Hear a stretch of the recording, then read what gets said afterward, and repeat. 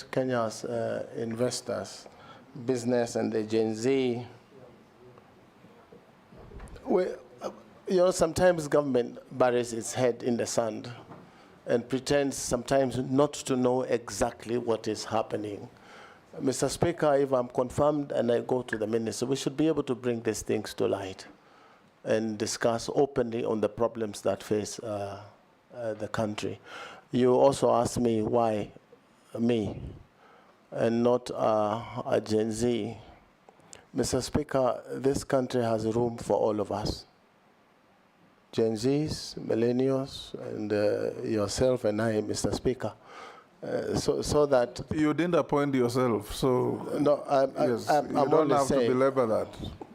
Thank you, Mr. Speaker, for go on and answer the question. Your guidance. Yes, I think I have answered Mr. Mule's questions.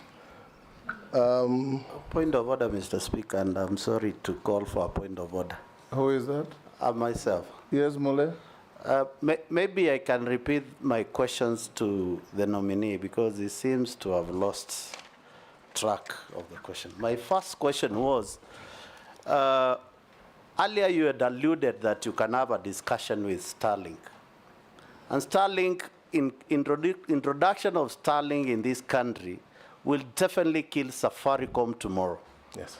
And therefore, the government will lose the revenue they have been collecting from Safaricom and also the investment they have done on the fiber cable. Right.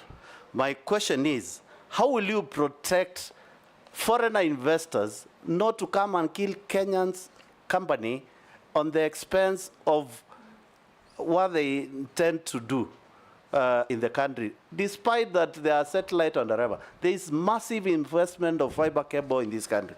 Question number two, we are talking about Vision 2030. The emphasis is that the development of knowledge-based economy, highlighting the emphasis of ICT integration in education to enhance productivity and efficiency within the country.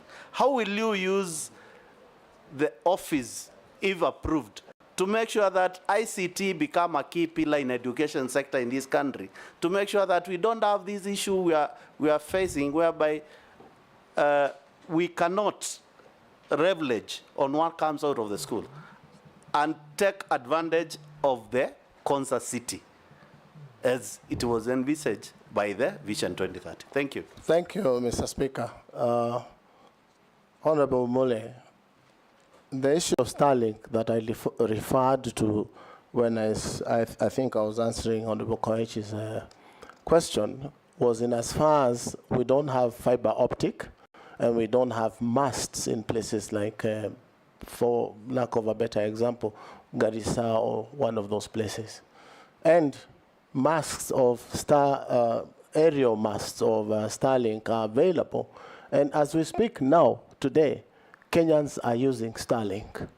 I am told by CA, the regulator, that they are in talks with Starlink on conditions that they've been given to work in Kenya. And I'm sure those conditions will surface in the matter that you raise.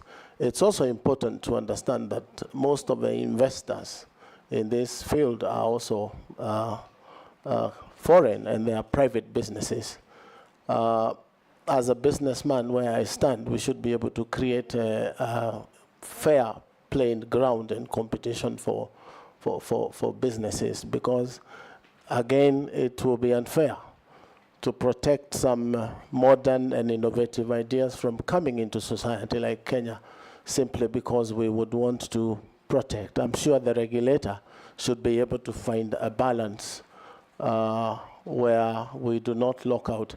I will tell you that from where I sit, I know that Starlink has given a lot of work in Nairobi in terms of connectivity until they do not have the frequency anymore. But Kenyans, as innovative as they are, they're able to go to Meru, buy a Starlink dish and activate it in Meru and bring it back to Nairobi. One is the speeds that Kenyans are talking about, because you will get speeds of up to 200 Mbps on a 2,800 fee, and that is what Kenyans want, value for money. So we should be able to strike a balance on those things.